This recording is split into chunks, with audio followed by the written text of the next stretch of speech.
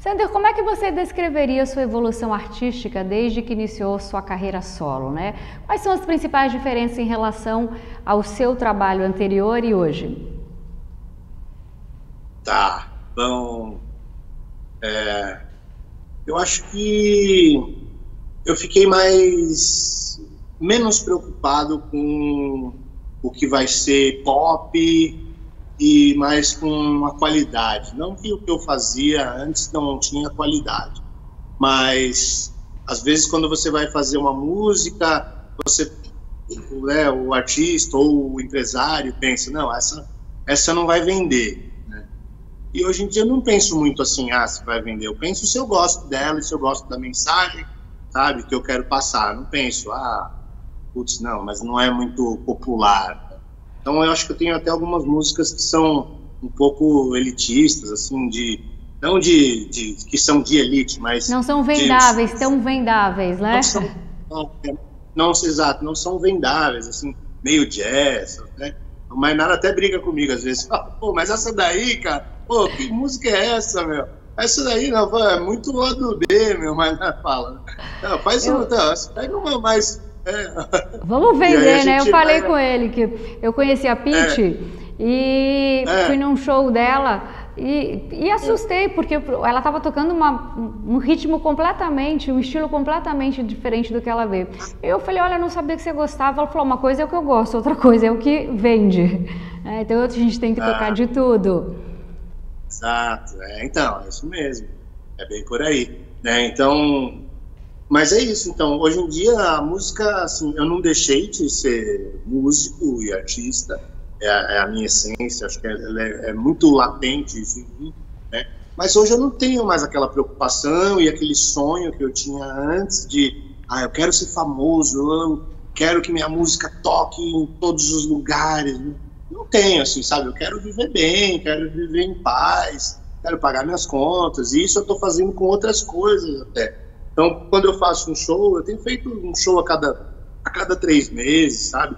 E toda vez que eu faço, lota a casa. Claro, casas pequenas ali, 250 pessoas, mas teatros pequenos, né? Mas vende tudo e legal, tá ótimo, sabe? E aí eu tenho meu empreendimento gastronômico aqui em São Paulo, vendo os meus livros. Eu gosto muito da ideia de vender livro, porque é um mercado difícil no Brasil. E assim, tem vendido muito livro, sabe? Muito livro mesmo. As pessoas me procuram e é independente a produção, eu mesmo banco, não tenho editora. Eu fico muito contente porque as pessoas assistem uma entrevista, ficam curiosas pela minha história, vêm, me procuram na rede social ou na plataforma lá que vende os livros, vende o e-book, e compram e vão atrás. Eu fico muito contente quando isso acontece. E aí, mais legal ainda, o que acontece? A pessoa vem, compra o meu livro, e às vezes, quando ela é de São Paulo, ela fala, no livro eu vi que você gravou uma música assim, assado e tal. E aí a música tem lá na plataforma, então a pessoa conhece a minha história através do livro, aí consome a minha música, e quando é de São Paulo ainda consome a minha comida. Muitas vezes tem... Qual é o restaurante? Eu também vou lá prestigiar. Quando eu vier a São Paulo, me procure, Meca Gourmet, @Meca Gourmet. Por enquanto é só delivery, mas eu que cozinho tudo, a minha especialidade são risotos e massas. E muita gente compra o livro e leva um risoto e acaba ouvindo a música do Sander Meca ao consumir o risoto. Muito bom, ótimo programa.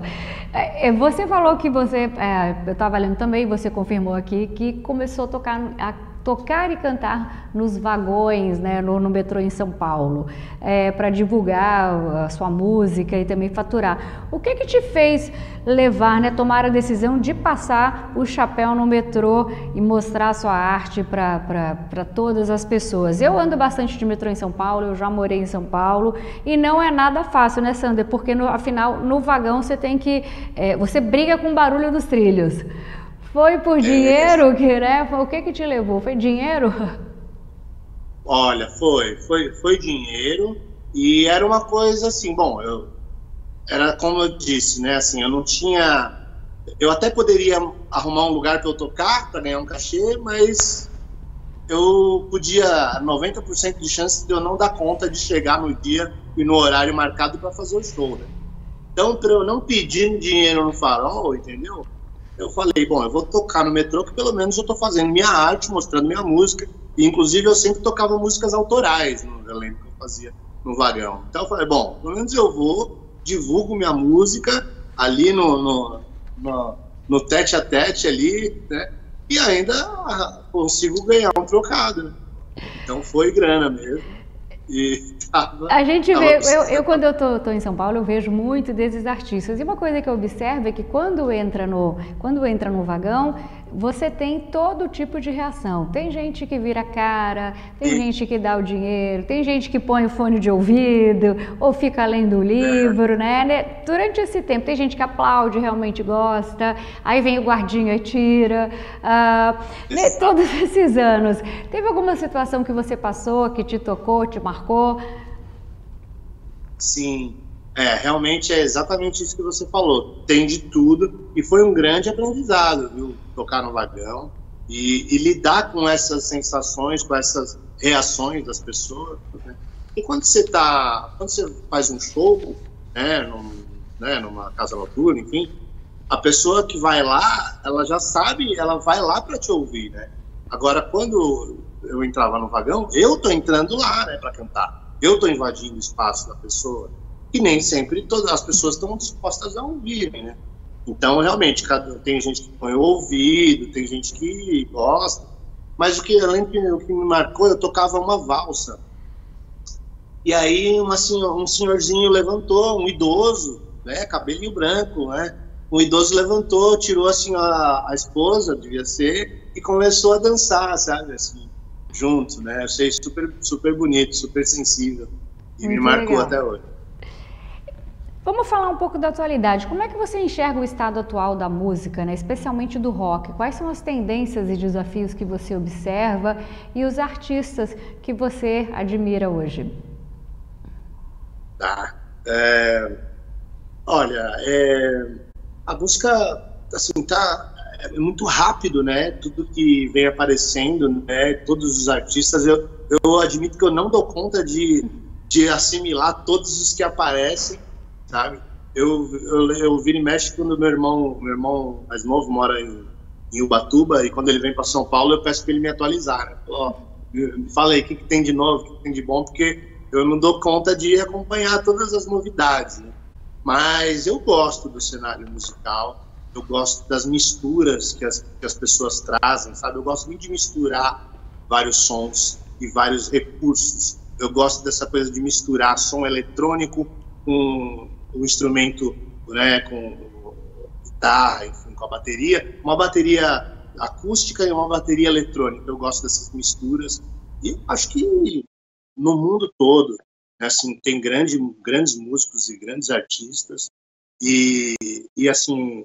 E cada vez mais as pessoas têm a liberdade de se mostrar, né, incluindo todos os aspectos, sejam eles de gênero, né, e de gênero de musical, de gênero também da pessoa, se é trans ou se é, né, todos os gêneros. Então, acho que um grande barato, assim, tem espaço para tudo hoje em dia, né? Ô Sandy, para a gente encerrar o seguinte, após enfrentar todas essas adversidades, né, você conseguiu se recuperar, superar os problemas, se reconstruiu tanto como pessoa como artista. Você é a prova viva que existe vida após o uso das drogas e que ficar sóbrio e encarar a vida de frente pode ser maravilhoso. Então eu gostaria que a gente encerrasse com você compartilhando algum conselho ou palavras de encorajamento para nós, para os seus fãs e também para todos aqueles que estão nos assistindo e que estão começando na indústria da música. Eu deixo aqui, sim, realmente eu sou prova viva de que existe vida após o uso de drogas, e se eu conseguir, qualquer um consegue, porque eu usava muita coisa e muita quantidade, diversidade.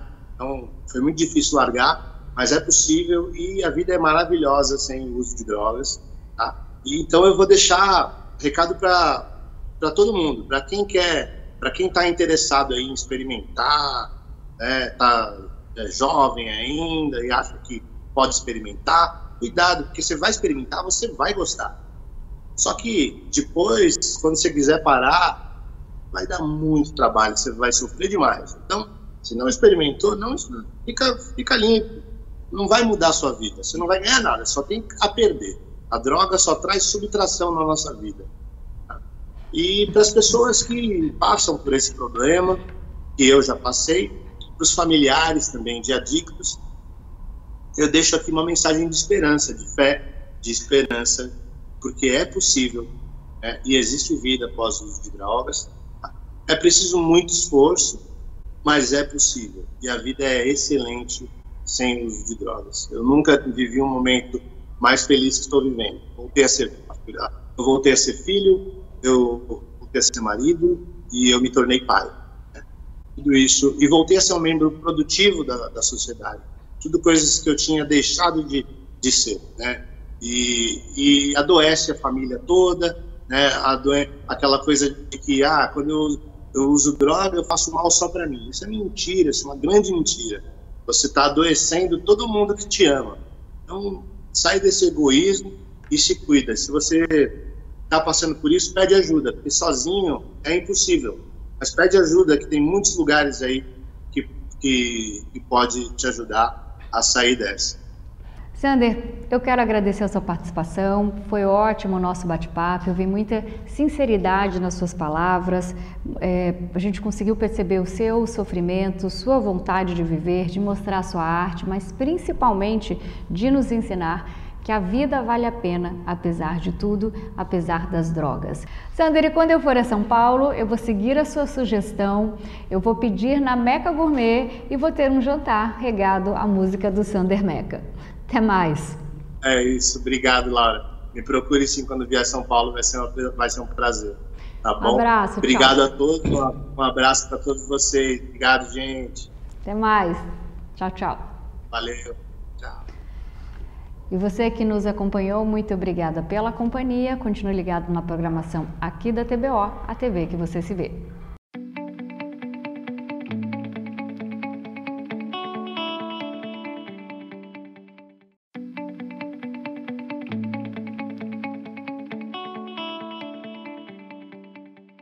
Sander, no bloco anterior nós estávamos falando, né, você chegou ao lugar mais alto, ao céu, e de repente você foi ao inferno. E aí por isso que nós estamos aqui nessa entrevista. Então eu queria saber quando é que você entrou no mundo das drogas. Você acredita que esse sucesso repentino, né, o sucesso repentino em si é causador, né, tem as consequências das festas selvagens, né? não tem amanhã e, consequentemente, leva ao abuso dos entorpecentes? Tá. Olha, eu vou dizer, assim, claro, baseado na minha experiência, né? E eu não acredito que foi a fama e nem que foi as festas e a rotina maluca. Porque, assim, da banda, nós éramos em 5 e só eu, né, da banda dos 5, só eu entrei para esse mundo, né? Então não dá para dizer que é uma regra, porque só deu errado comigo, né?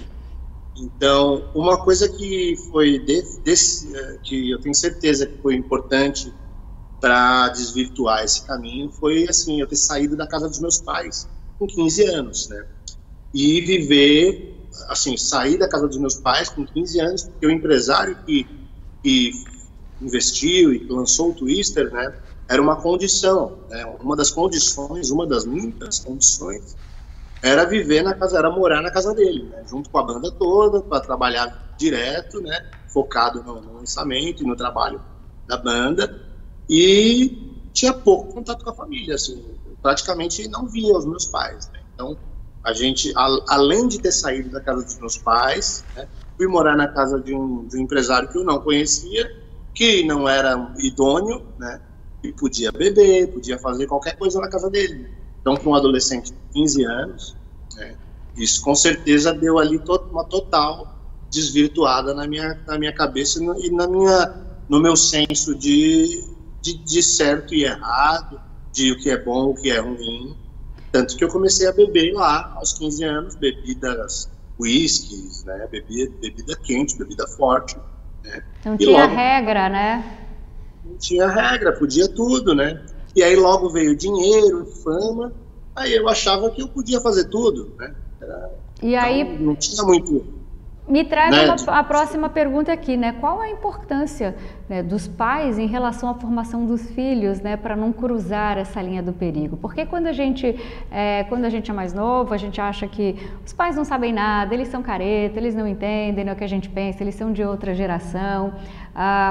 Você falou que o empresário obrigou, né, condicionou você a morar na casa dele. Você acha que seus pais poderiam ter feito alguma coisa, né, se eles fossem mais incisivos, mais chatos, pegarem mais no seu pé, pedirem explicação? Poderia ter sido diferente? Então, eu acho que sim, poderia ter sido diferente, mas eu também... A gente era tudo quase que treinados para enganar também a família, entende? Então, eu não falava para os meus pais do que acontecia lá. Uma, porque eu achava que era conveniente eles não saberem que eu bebia e que, né, que lá podia fazer qualquer coisa, né? E outra, que eu estava obedecendo o cara que... teoricamente era o cara que era o tutor, né, ali nosso, e que investia na gente, né? Então ele falava, ó, não pode falar o que está acontecendo aqui e tal, é só para falar, tá tudo bem. E eu sempre falava, tava tudo bem. Então te faltou maturidade também. Oi? Faltou maturidade, né? Sim, certeza. Então faltou da minha parte, com certeza faltou, né? E é isso, assim, acho que também os meus pais também não sabiam como lidar com isso, né, porque assim, era um sonho meu, né, desde criança, e quando finalmente teve uma oportunidade, né, então é complicado também, porque os pais, difícil. Né, é difícil, né, poxa, é o sonho do meu filho, né, vai ser realizado, vai concretizar, eu não vou estragar o sonho do meu filho. Vou estragar o sonho do meu filho, né. Mas deu azar de o cara não ser um cara muito do bem. Né? Que nós estamos sujeitos ao tempo inteiro. E lá eu li muitas entrevistas suas, você bebia, foi para as drogas. Álcool e droga combinam? Olha, álcool é perigosíssimo, assim, começar, porque assim, tem gente que fala, essa história de começa no álcool e depois vai para outra droga, depois vai para outra droga. Eu sou prova de que é exatamente assim que não funciona. Porque álcool é a droga que tem em todo lugar, né? E aí, vou tomar só um pouquinho. Logo você está bebendo grandes quantidades, e você está precisando tomar cada vez mais, porque o seu corpo cria tolerância, e assim é com as drogas também, né? As drogas, eu sou um adicto, né? Eu sou dependente químico. A adicção é uma doença, isso eu aprendi depois de sofrer 20 anos usando droga. Eu aprendi que eu sou portador de uma doença, que é a doença da adicção. A doença da adicção, ela é incurável, ela é progressiva, e é fatal, ou seja, ela leva à morte, né?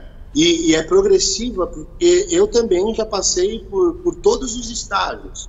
Eu usava, no começo eu usava maconha, aí depois eu fui para cocaína, LSD, eu fui parar até no crack, né? Então, realmente, ela é progressiva, a doença da adicção, e as coisas vão piorando, e se você acha que está usando droga e sob controle, uma hora você vai perder o controle. Eu sempre falo isso, eu deixo bem claro nas entrevistas, porque foi muito difícil, sabe, Laura? Conseguir ficar limpo, como finalmente eu estou, é muito difícil. Hoje eu já não tenho mais abstinência, quase não penso mais em droga, né? Porque a droga destruiu a minha vida. Mas os primeiros 6 meses de abstinência é um sofrimento terrível, e um esforço sobrenatural quase que tem que fazer para conseguir viver limpo depois de ter usado tantas drogas ao longo de tantos anos. Entendeu? Então, se eu deixo um recado para as pessoas não usem, porque quando você quiser largar, você não vai conseguir, aí você está lascado. E essa era a minha próxima pergunta, né? Porque entrar no mundo das drogas é uma ladeira sem volta. A gente perde a liberdade, a gente perde a oportunidade de trabalho, a gente perde amigos, perde a chance de caminhar ao lado de pessoas que a gente ama, né? Aí, assim, te faltava alguma coisa na vida para você decidir virar a chave, né? Ou foi apenas uma brincadeira que perdeu o controle e quando você assustou já estava viciado? Então, foi assim, eu fiquei muitos anos achando que eu tinha controle e que eu parava quando eu queria, né? Eu paro quando eu quiser, mas quando eu quis, era praticamente impossível. Era praticamente impossível. E ali se foram muitos anos, e muitos anos de sofrimento, né? Tanto que eu escrevi os meus 2 livros, né? E assim, o meu primeiro livro, que é o Inferno Amarelo, que eu escrevi na cadeia, os 2 anos que eu fiquei lá, naquela época, é curioso para quem lê os 2 livros, assim, quem lê o Inferno Amarelo vai ver que eu ainda não sei o que é adicção, eu ainda não sei que eu sou um portador de uma doença e eu ainda não tenho noção do problema que as drogas são na minha vida, né? E aí, assim, quando eu saio da prisão, depois eu lanço o livro, Inferno Amarelo e tal, eu acho que, quando eu saí da cadeia, eu achei que nada ia ser pior do que a cadeia, né? 2 anos de prisão. Mas eu me enfiei em lugares e situações muito piores, mas muito piores mesmo, do que 2 anos de cadeia. Não foram 2 dias, hein? Foram 2 anos. Então, as drogas me levaram para os piores lugares e piores situações. Eu perdi a dignidade por completo, né? Então, aí eu escrevi o segundo livro, que é o Correntes Invisíveis, quando eu já sei o que é adicção, o que é dependência química, e como conseguir ficar limpo, né? E conto como foi difícil conseguir ficar limpo. E os lugares terríveis que eu passei por conta dessa brincadeira, que no começo era uma brincadeira. E é sobre isso que você vai contar pra gente no próximo bloco, essa sua fase negra.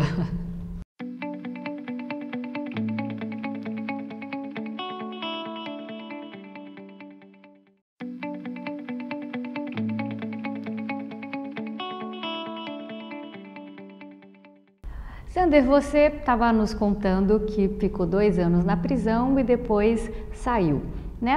Quando você saiu, e os seus amigos? Você perdeu todos os seus amigos? Ninguém quis te ajudar? Claro, família a gente sabe, né? Mãe é mãe, pai é pai, mas e todo o glamour, né? Onde é que estavam esses amigos?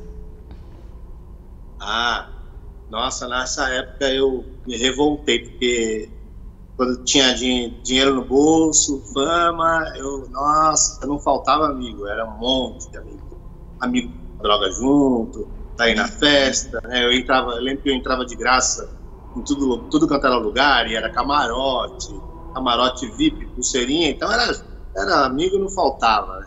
Mas aí quando fui parar na prisão, eu ficava torcendo para receber uma carta, né?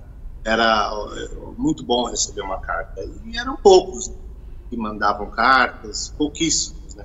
Então, assim, posso dizer que cabia numa mão, né, os que me acompanharam ali, seja mandando uma carta, ou mandando uma bolacha, mandando um chocolate, ou simplesmente se preocupando e perguntando para minha mãe como eu estava, mandando notícias, tal, né? Então, e aí depois, né, depois de que eu saí da prisão, os amigos também, passei por uma nova etapa de amigos, porque eram só amigos de uso de droga, e hoje em dia, né, que eu estou recuperado, mudou novamente, né, assim, então os amigos diminuíram novamente, mas as pessoas que estão comigo, elas gostam de estar comigo porque eu estou bem, né, e a gente compartilha essa vida sóbrios, em sobriedade, né, juntos. Sander, quando você começou, né, lá atrás, aqueles seus amigos, algum amigo te influenciou a tomar alguma decisão errada? Eu pergunto isso porque, assim, toda pessoa está sujeita a esbarrar em alguém que lhe ofereça algo estranho para experimentar. E os famosos, claro, não fogem a essa regra. E isso aí pode ter um desfecho muito perverso, que foi o que aconteceu com você. A gente sabe que a adolescência, né, o início da vida adulta, é a porta de entrada para o mundo das drogas. Independente, claro, o seu caso foi um caso atípico, né, porque você estava na casa de uma pessoa que não era do bem, mas é nessa época que os amigos estimulem a gente, quando nós somos mais novos, a gente quer fazer parte de um grupo, a gente quer ser aceito, então a gente quer, muitas vezes acaba tomando a decisão errada. No seu caso, você disse que só você foi para aquele lado, os outros não. E ninguém falava para você, nessa hora, não faz isso, você está indo pelo lado errado. Como é que foi? Talvez se eu fosse mais aberto com os meus amigos do Twister, inclusive, entendeu? Mas eles não sabiam, sabe? Então, eles achavam que eu só bebia. Eles achavam que também é uma coisa que ali assim, que eu vejo como uma falta de conhecimento, né, assim, porque às vezes a gente acha mesmo, né, não, enquanto tá na bebida tá tudo bem. Não tá tudo bem, né? A gente tem que começar a perder esse olhar, assim, de, mas ele tá bêbado, não, mas é só bebida. Não, a bebida não é só bebida, assim, é muito difícil largar o vício também, tá? Eu sou alcoolista também, além de adicto, né, de drogas, eu também sou alcoolista, né, e também fármaco dependente, quer dizer, eu sou um caso sério. Mas se fármaco dependente é de remédio? De remédio eu também. acho que todo mundo né, você vai na farmacinha, todo mundo sempre tem alguma coisa para comprar. Não, mas eu era terrível, Laura, eu era terrível. O médico me passava um comprimido, eu tomava 30, entendeu? Eu não me contentava com... A minha compulsão vinha em todos os níveis, né? Mas falando dos amigos ali, sim, eu tive alguns amigos que eram mais velhos e sabiam que, que, sei lá, que talvez podiam não ter me oferecido ou não ter me apresentado de determinada droga. Tive alguns irmãos mais velhos, assim, de algum amigo meu, época de escola, né? Sempre tem, né? Por isso que eu acho que é importante a gente sempre ter um relacionamento com os pais, sabe? Com a família, ou com um irmão mais velho, ou com um amigo, né? Se você não tem irmão, com um primo, alguém que você se abra e conte tudo, sabe? Porque se eu tivesse contado tudo que eu estava começando a aprontar desde os 15 anos de idade, eu acho que eu ia poder ter evitado grande parte, pelo menos, dos problemas que eu passei, sabe? Você era viciado em álcool, drogas, medicamentos e também sexo. Hoje você está limpo eu digo quase todos, né, porque você é casado. Mas quando estava lá na prisão, você imaginou que um dia ficaria sóbrio, né, desses vícios? E qual deles foi o mais difícil de você parar? Tá, legal essa pergunta. Eu achava que eu nunca ia conseguir. Eu achava, para mim, era uma coisa que eu nem pensava, na verdade. Chegou uma hora que eu falei, eu vou continuar usando, uma hora eu vou morrer. E eu nunca tentei suicídio, mas eu usava droga, assim, se eu morresse ia ser um alívio para mim, porque eu já não via mais nenhuma esperança de que eu pudesse conseguir parar e levar uma vida normal, sabe? Então, o que foi mais difícil? O que foi mais difícil para eu largar, acredite ou não, foi um remédio específico que se chama Zolpidem. Eu tomava de 50 a 60. Eu tomava de 50 a 60 comprimidos por dia, Laura. Eu cheguei a tomar de 50 a 60 comprimidos por dia. Um dia bom, pra você ter ideia, um dia que eu tomava pouco Zolpidem, eu tomava uns 18 comprimidos no dia. Realmente porque, assim, um milagre você estar vivo, né? Realmente um milagre estar vivo, porque junto deles, né, desses 50 comprimidos, era misturado com álcool, cocaína, né?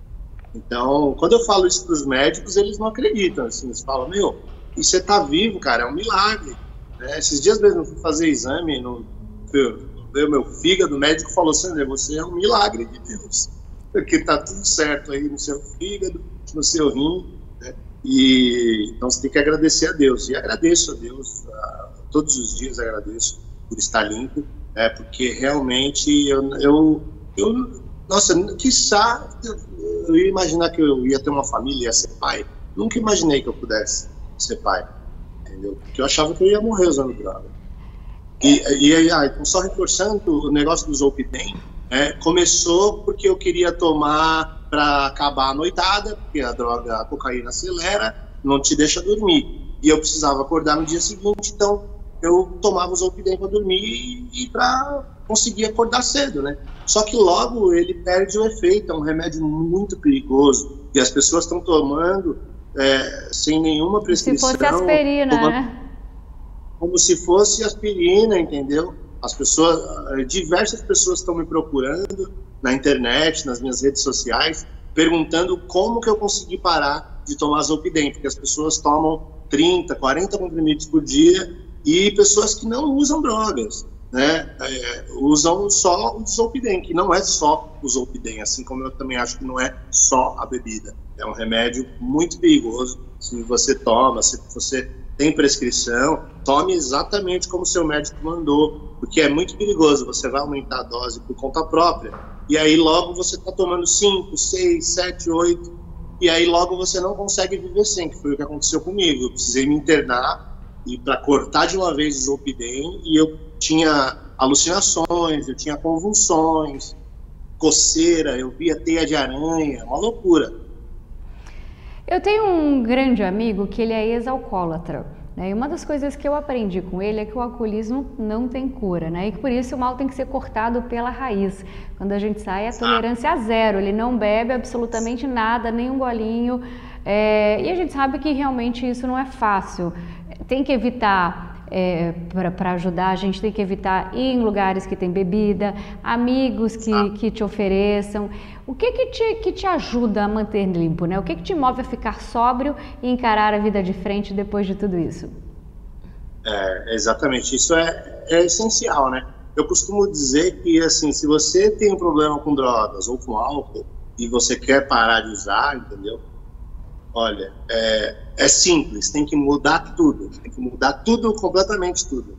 Porque você tem que mudar os lugares que você frequenta, as pessoas que você anda, entendeu? Não dá mais para andar, se você quer parar, porque assim, você tem que parar com tudo, não dá para falar, vou tomar só uma cervejinha, não tem essa.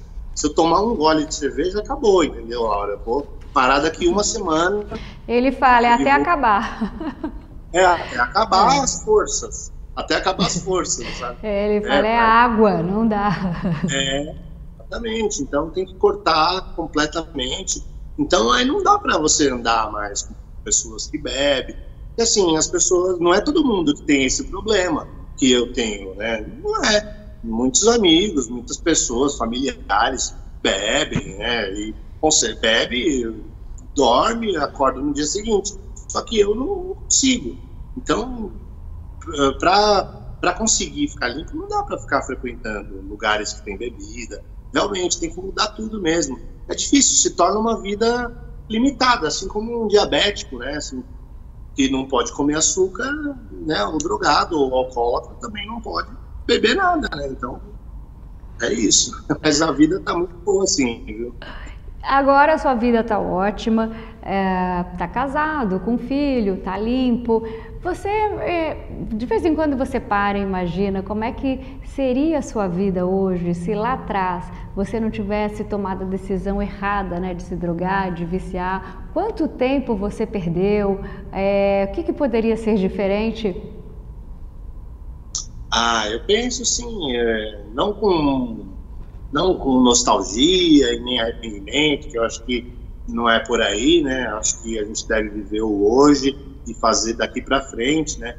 Mas eu tenho certeza que se eu não tivesse experimentado, acho que eu tinha tudo para continuar aí, sei lá, para continuar vendendo discos aí com Twister ou solo, muitos discos, né? Eu acho que eu teria tomado um outro caminho aí na minha carreira, que estaria para um outro lado que não hoje, né? Assim, como eu disse, estou feliz hoje, né? Ok, mas eu acho que eu perdi bons palcos e bons cheques.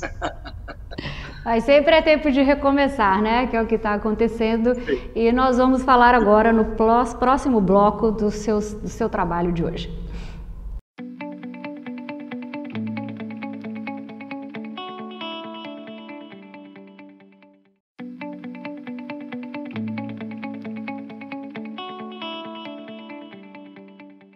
Sander, hoje você está aqui comigo, nós estamos conversando porque também estamos comemorando, celebrando essa sua fase sem drogas, né? Depois de 20 anos, tem acho que mais de ano que você já está limpo. Nós éramos meninas, eu era menina, eu era sua fã, então nós acompanhamos, eu acompanhei toda essa sua trajetória desde chegar ao inferno e agora, então eu também tenho que celebrar esse seu retorno em grande estilo.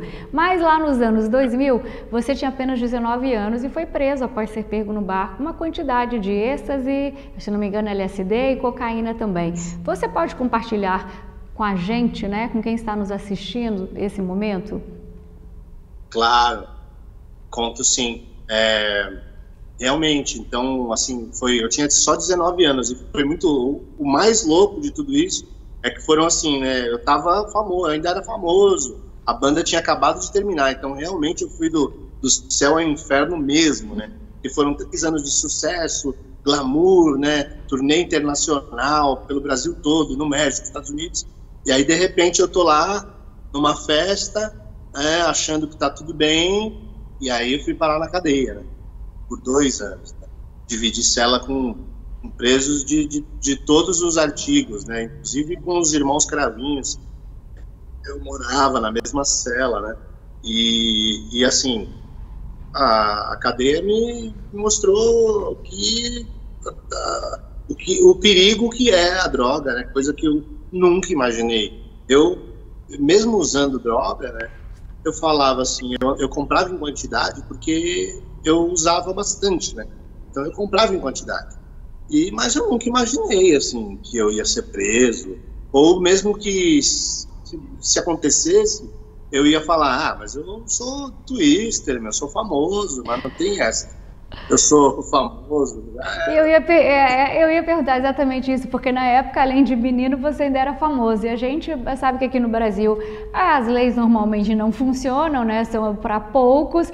E daí, quando deu a batida, você imaginou que seria condenado como traficante e teria que passar, né, ir para a prisão. Porque eu ia pensar exatamente a mesma coisa. Não vai dar nada. Vou depor, vão me fichar e tá tudo certo. E aí não foi, né? E aí não foi. Era isso que eu pensava. E assim, no Inferno Amarelo, que é o meu primeiro livro, eu comecei a escrever lá na delegacia no primeiro dia, né? Comecei a escrever. Eu não tinha pretensão de que fosse virar um livro, porque eu achava que ia sair logo, né? Mas eu estava escrevendo um desabafo, né? Então é curioso para quem lê o Inferno Amarelo, você vai lendo e acompanha essa minha esperança, eu tinha certeza que eu ia sair, eu falando, nossa, tá mó sufoco aqui, mas amanhã meu advogado vai me tirar, tenho certeza, o habeas corpus vai ser favorável, vou assinar e vou embora. E isso foi passando, até que demorou 4 meses e eu recebi a minha sentença, eu fui condenado a tráfico por 4 anos, né? E aí a casa caiu, né, eu falei, bom, agora eu vou ter que ficar mesmo, né. Só que aí eu apelei, né? Quando você recebe uma condenação, você pode aceitar aquela sentença ou você pode apelar aquela sentença. Eu apelei e aí depois de 2 anos eu fui absolvido na apelação, né? A apelação você nunca sabe quando que vai acontecer, né? Um novo julgamento. E aí finalmente fui absolvido. Quer dizer, o que é mais absurdo, né? Assim, fiquei 2 anos, aí um juiz acima, um desembargador fala, não, você não era traficante, está absolvido, pode ir embora. Mas aí já tinha ido parar na cadeia, né? E aí eu li também que numa entrevista recente você disse que se viciou em cocaína lá na prisão, que realmente se viciou em cocaína na prisão.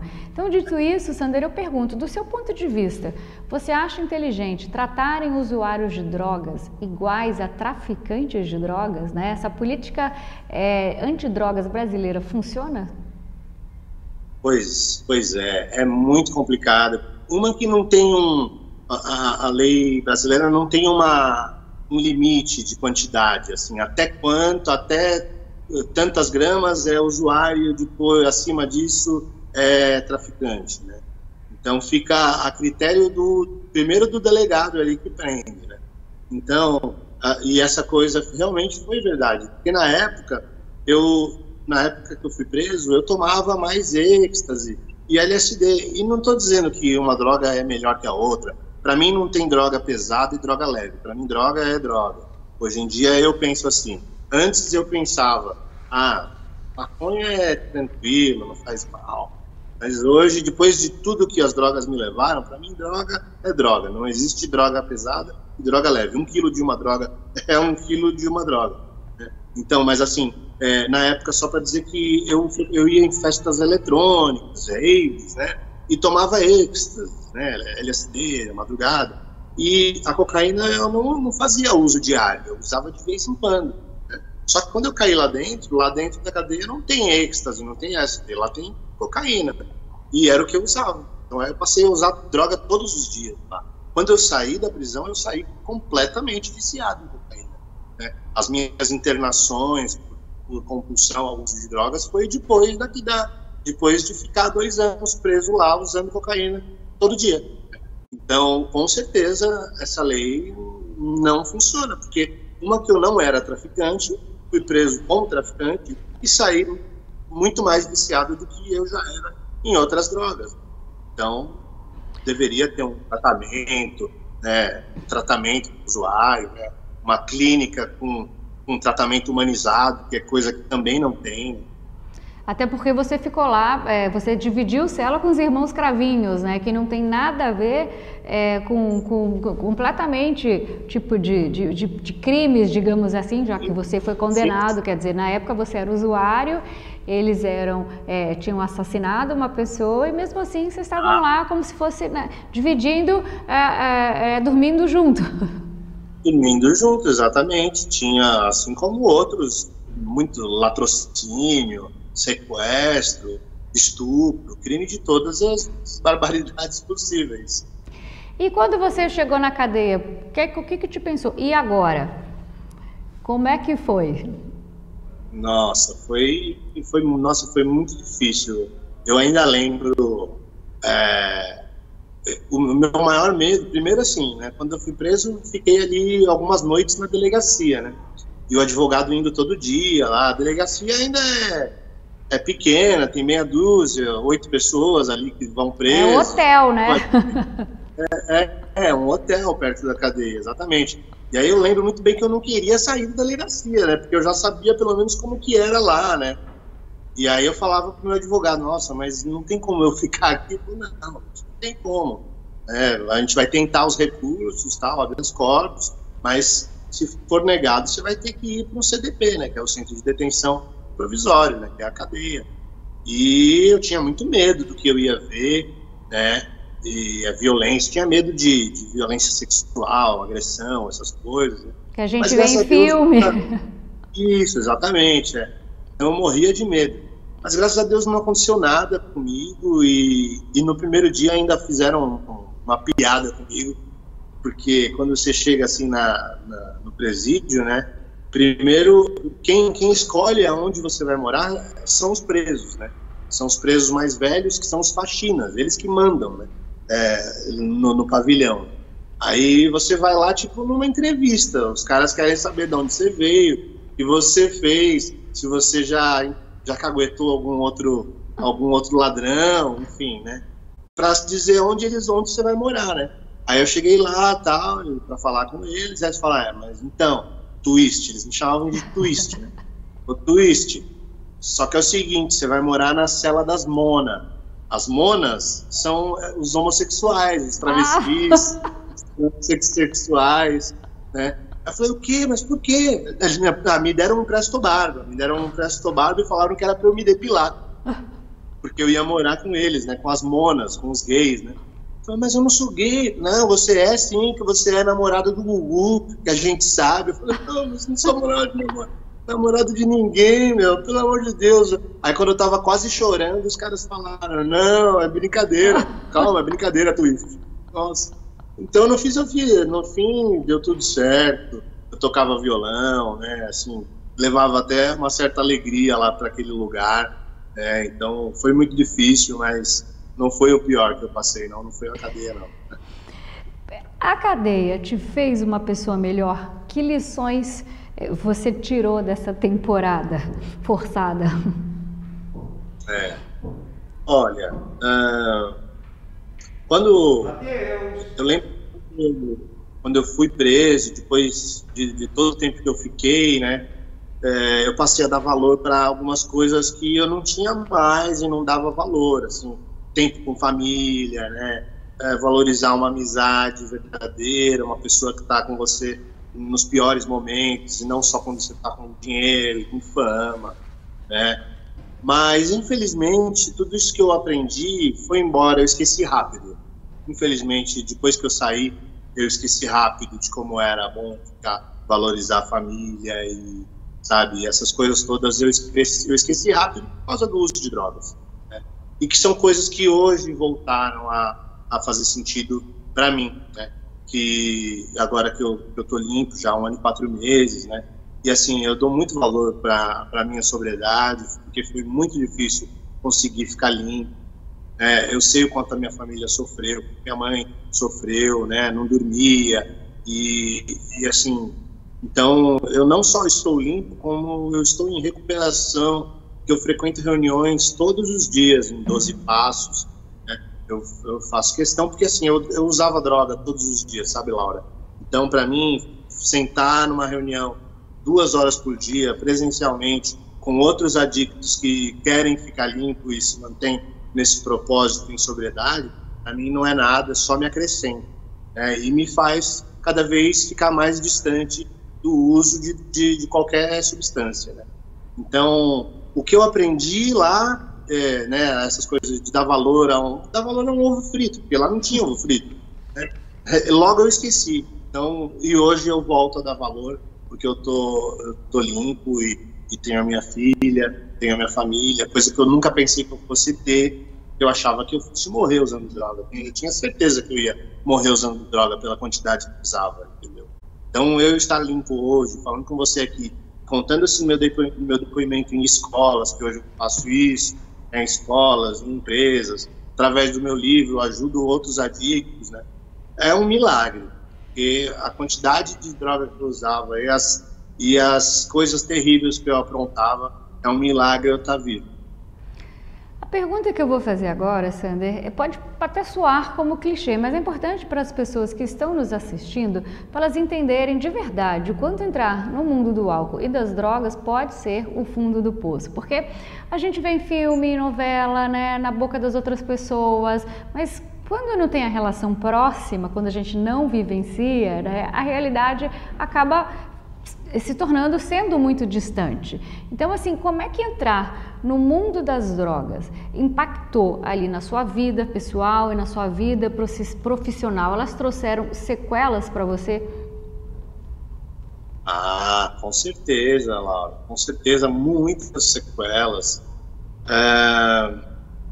Eu até mudei o meu ritmo de trabalho, inclusive, né? Depois de recuperar, eu arrumei outra coisa para fazer, mas antes de chegar nisso, bom, sequelas de saúde, assim, letra, eu tenho dificuldade para decorar letra, né? Meu pulmão é super debilitado. Primeiro a saúde, com certeza, né? E assim, por muito tempo eu perdi muitas oportunidades. Eu já era para estar, sei lá, tocando um outro patamar aí, mas eu perdi muitas oportunidades. Eu lembro que uma época eu trabalhava com teatro, eu trabalhava com a Oficina dos Menestréis, que é do Oswaldo Montenegro, teatro musical, né?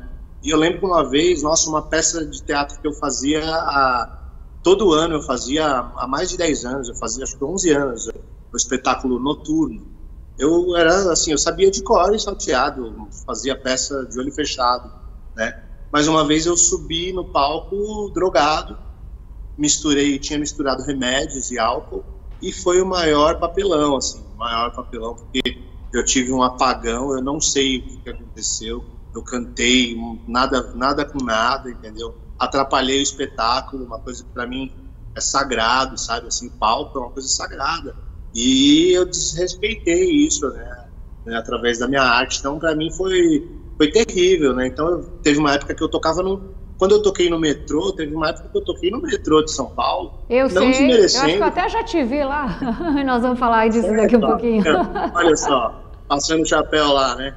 Foi, acho que, a fase mais difícil da minha vida, assim, de maior fundo de poço, assim, porque foi uma época que, assim, eu ainda tinha...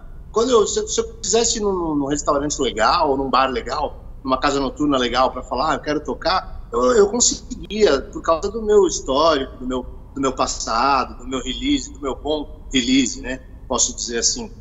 Mas o que acontecia? Eu não dava mais conta. Eu estava sempre muito louco, sempre muito mal. Então eu não conseguia ensaiar, ou eu chegava em péssimo estado para cantar, entendeu?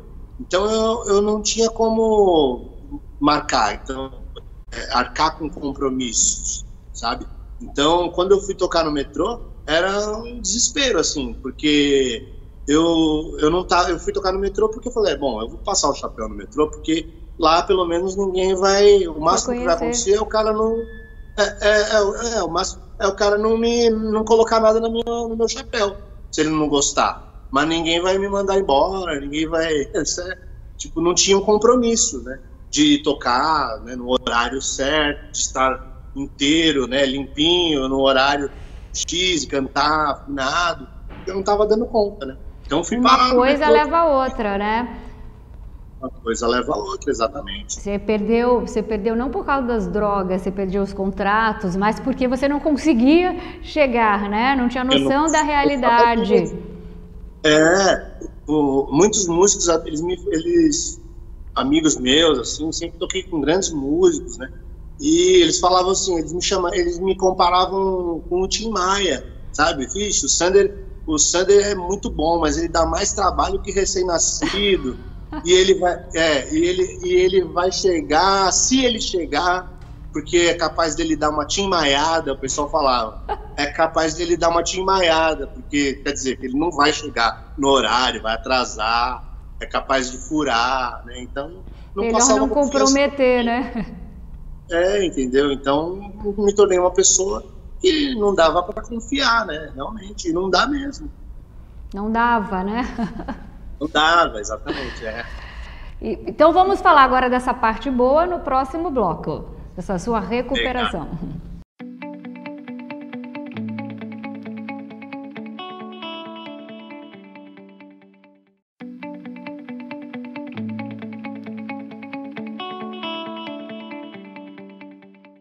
Olá!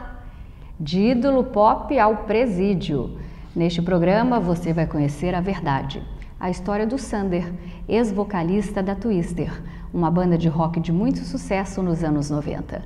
Um menino que alcançou o céu e foi parar no inferno.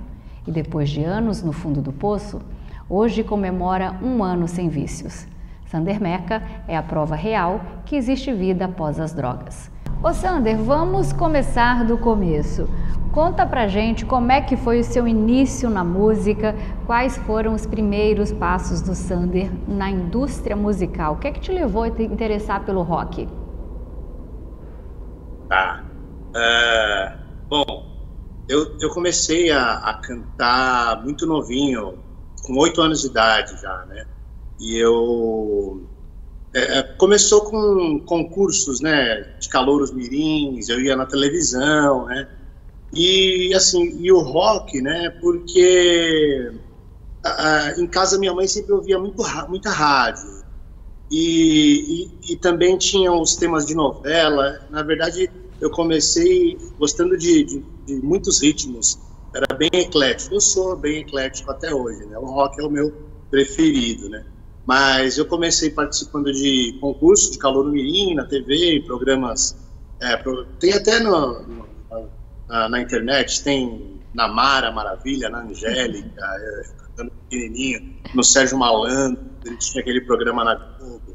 Eu ganhava todos os concursos.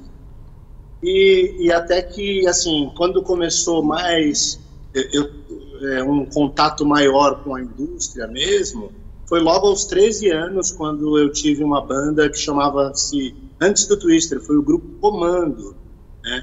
que era um grupo musical que era no estilo dominó, só que com garotos mais jovens, né? Eu tinha 13 anos na época, e inclusive um dos integrantes é o Belucci, né? Que é da dupla super... Marcos e Belucci, de sertaneja. Isso. Então, canta demais o Belucci, meu amigão, e ele era um dos integrantes desse grupo Comando, né? Esse grupo Comando era um grupo que era empresariado pela Promoarte, né? Que era do Gugu, né? Do saudoso Gugu Liberato, e nessa época o Gugu tinha as caravanas do Gugu, né? Que eram shows que ele ia com um ônibus adesivado, né? Gugu Liberato, caravana do Gugu, e viajava o Brasil todo, né? Então viajava o Brasil, era o grupo Dominó, o Polegar, a Banana Split, que eram as meninas, né? Que era a Eliana, uma delas, inclusive, né? E o grupo Comando, né? Só que o grupo Comando não deu muito certo, mas durou esses 6, 8 meses, aí menos de um ano durou, e eu pude viajar o Brasil todo fazendo shows, né? E gravei na época quem gravou os arranjos da banda, do disco todo, foi o Roupa Nova na época, né? Então já foi o meu primeiro contato, posso dizer, com o mainstream, né? Mas aí acabou a banda, né? E logo um empresário veio me procurar, dizendo que tinha não sei quantos milhões na época, e queria investir, e queria me lançar, e queria relançar o Grupo Comando e tal. E foi aí que nasceu o Twister, né? Nessa época eu tinha 15 anos. Você teve uma participação bastante significativa na banda Twister, né? Uma banda de pop rock formada em Campinas, no interior de São Paulo, nos anos 90. Eu também morei em Campinas nessa época, eu estudava lá. Não sei se eu me recordo de vê-lo tocando guitarra, né? Fazendo covers pelos bares. Mas como é que se deu o início da banda Twister, né? Depois da banda Comando? Então, depois do Comando, né? O que aconteceu? Aí sim eu comecei a me interessar por rock. Já tinha o meu irmão, que era mais velho, meu irmão tocava bateria, e tinha uma banda aqui em casa, eles tinham uma banda que não era uma banda de garagem, era uma banda de laje, na verdade. Tinha laje em casa, e eles ensaiavam todos os finais de semana. E ensaiavam, tocavam Beatles, tocavam Bon Jovi, tocavam Guns N' Roses, né? Os grandes... tocavam os clássicos dos anos 70, né, de rock, de Purple, Beatles, Rolling Stones, né, e tocavam os sucessos do rock, do hard rock dos anos 90, né. E eu fui gostando, pegando gosto na guitarra, né, eu queria tocar, eu via o guitarrista tocando e falava, nossa, eu quero tocar também. Aí comecei a estudar guitarra e logo comecei a tocar guitarra, a tocar violão, e me apresentar em bares, né, por São Paulo, interior de São Paulo também, já com 15 anos, né. E nessa época minha banda preferida era o Pearl Jam, né, e eu tinha até um registro de voz parecido, assim, com o Ed Vedder, e fazia vários covers, né, do Pearl Jam, era a minha banda preferida, né. E aí um empresário me viu e veio fazer contato comigo, pegou meu telefone, pegou o meu endereço e veio em casa fazer a proposta para mim e para os meus pais, né, que foi o primeiro empresário que lançou o grupo Twister, né. Depois você vai fazer uma canjinha pra gente do Pearl Jam, porque eu era fãzaça dele. Mas, Sandra, desde o início a banda Twister foi uma banda de muito sucesso, né? Já no primeiro trabalho do grupo, pela Abril Music, vocês lançaram o hit 40 Graus, que alcançou o primeiro lugar nas paradas, com um álbum que vendeu 250 mil cópias. O CD também foi lançado nos Estados Unidos, México, Porto Rico. Inclusive, vocês abriram um show do N5, é isso, no México, né? Acho que um estádio que tinha capacidade para 100 mil pessoas. Então, como é que foi a sua experiência de fazer parte, né, de uma boy band brasileira de sucesso? E como é que isso moldou sua trajetória musical? Tá. Foi assim, na época não tinha as redes sociais, não tinha YouTube, né? Não tinha essas coisas, não tinha plataforma. Era o Gugu, né? Era o Gugu, exatamente. Então, era uma coisa muito impressionante, porque num dia antes de lançar, eu era anônimo praticamente, né? E aí, no dia seguinte, depois de passar no Gugu Liberato no Domingo Legal, tipo, as pessoas já me paravam na rua. Se eu fosse num shopping, não dava nem para ir no shopping. Eu já fazia muvuca, né? E assim, é muito, muito louco ver o poder da mídia, da imprensa, né, principalmente a televisiva, nessa época era muito forte. E realmente, e as rádios também, né? Porque a música realmente ganhou mais de uma vez o prêmio na Crowley, que é, né, como a música mais tocada no Brasil inteiro, né? Era aquela música que você trocava de rádio, estava tocando num rádio, mudava o rádio e continuava tocando a mesma música, né? Era uma praga, né? Que então, a gente até cansa, né, de ouvir e falar, não aguento mais essa música. Eu não aguento mais, né? Então, mas foi muito, muito legal, porque uma produção incrível. O Maynard não poupou nada no investimento, no lançamento, no investimento para a produção desse disco, né? Assim, os músicos, né, que tocaram no disco, assim, baterista que gravava com Michael Jackson, guitarrista que tocava com a Madonna, né, assim, uma produção impecável. É interessante você falar isso, porque também era uma banda brasileira, né, tinham lançado o Menudo, e aí era uma referência que a gente tinha aqui de uma boy band, aqui do nosso país, né, porque eu lembro que eu cheguei aí no show do Menudo, e de repente veio a Twister, eles tocaram aqui, né, as menininhas, e daí veio a Twister e falou, nossa, que legal, vai ficar muito mais fácil da gente conhecer, né, ficar fã do pessoal, aqui brasileiro. E você falou uma coisa muito interessante, que é o poder da televisão. Hoje as pessoas falam muito em internet, em mídia, você que acompanhou esses dois lados, né? O poder da TV é muito maior do que da internet. Você concorda comigo, né? Com certeza, concordo. É muito maior, né? E continua, né? Porque assim, eu falei disso na época do Gugu, na época que não tinha YouTube, não tinha, né, essas outras mídias internéticas, né? Essas mídias de internet. Mas até mesmo hoje em dia, outro dia eu fui num programa TV aberta, de grande audiência da tarde, e assim, foi uma loucura, assim, eu não dei conta de vender tanto livro, sabe?